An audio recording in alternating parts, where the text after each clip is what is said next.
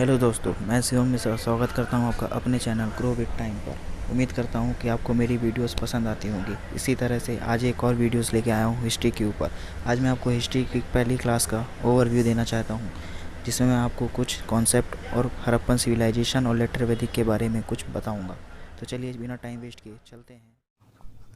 Hello दोस्तों, मैं आज आपको हिस्ट्री के फर्स्ट लेक्चर में थोड़ा सा ओवरव्यू देना चाहूँगा हिस्ट्री का, और कुछ कॉन्सेप्ट हैं जो बताना चाहूँगा।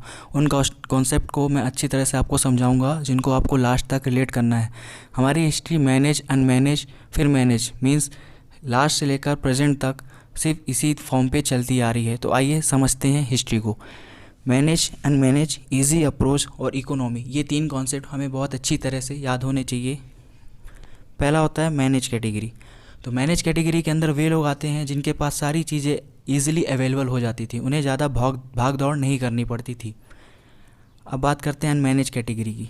अनमैनेज कैटेगरी के अंदर वे लोग आते हैं जिनको अपनी ज़रूरतों को पूरा करने के लिए बहुत ज़्यादा स्ट्रगल करनी पड़ती थी, उन्हें बहुत ज़्यादा मेहनत करनी पड़ती थी, क्योंकि उनकी इकोनॉमी भी कंडीशन अच्छी नहीं थी। उन्हें कोई भी चीज़ ईजिली अवेलेबल नहीं होती थी, जिसके लिए उन्हें बहुत दूर दूर तक जाना पड़ता था। अब बात करते हैं इजी अप्रोच की। दोस्तों, मैं हो या आप हो, जब भी हम परेशान होते हैं, स्ट्रेस होते हैं, तो हमें कोई भी ऐसी चीज़ जो अच्छी लगती है हम उसी डायरेक्शन पे चले जाते हैं। ये इजी अप्रोच होता है कि मतलब कॉम्प्लेक्स चीज़ों को छोड़कर हम इजी चीज़ों की तरफ बहुत जल्दी अट्रैक्ट हो जाते हैं। अब बात करते हैं इकोनॉमी। इकोनॉमी को हम यहाँ दो पार्ट में देखेंगे। पहला होता है सरप्लस और दूसरा होता है subsistence. Surplus category like LIC आप इसको बोल सकते हो, क्योंकि उस कैटेगरी के अंदर के लोगों की इकोनॉमी बहुत अच्छी होती थी। वो एक दिन काम करके अगले 10 दिन तक बिना काम किए भी आराम से रह सकते थे। मींस वो सेविंग्स भी कर लेते थे उन पैसों से। और सब्सिस्टेंस कैटेगरी के अंदर वे लोग आते थे जिनको अपनी ज़रूरतें हो, खाना पीना को पूरा करने के लिए डेली कमाना और खाना पड़ता था। ऐसी कैटेगरी के लोग सब्सिस्टेंस कैटेगरी के अंदर आते थे। अब बात करते हैं अपनी हिस्ट्री की। तो आज हड़प्पन सिविलाइजेशन का ओवरव्यू दे रहा हूँ। हड़प्पन सिविलाइजेशन को इंडस वैली सिविलाइजेशन के नाम से भी जाना जाता है। इसका टाइम पीरियड 3500 BC से 1500 BC तक माना जाता है। इस कैटेगरी के लोग, यहाँ की हड़प्पन सिविलाइजेशन पूरी मैनेज कैटेगरी के अंदर आता था। यहाँ के लोगों की इकोनॉमी बहुत अच्छी थी, ये बोलो सरप्लस कैटेगरी के अंदर थी इनकी इकोनॉमी। बात करते हैं ऋग्वैदिक की। ऋग्वैदिक का टाइम पीरियड 1500 BC से 1000 BC के अराउंड था।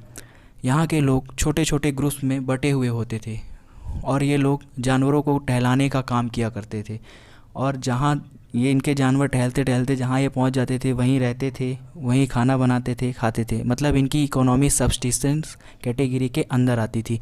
इस टाइम के लोगों का परमानेंट सेटलमेंट नहीं था, क्योंकि ये जानवरों को घुमाने का काम करते थे, और इनकी इकोनॉमी भी सब्सिस्टेंस थी। इसमें जो कास्ट सिस्टम था वो बहुत ही इंपॉर्टेंट है, क्योंकि इधर का कास्ट सिस्टम ऐसा था कि यहाँ कास्ट सिलेक्टेड बाय वर्क होता था।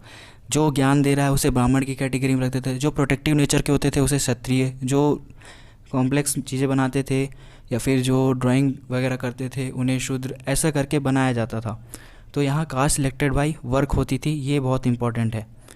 थैंक यू दोस्तों। आई होप कि इस ओवरव्यू लेक्चर में थोड़ा सा आपको अच्छा लगा हो और कुछ समझ आया हो। ऐसे ही लेक्चर्स देखने के लिए प्लीज़ हमारा चैनल सब्सक्राइब करें। Thanks for watching. Stay home, stay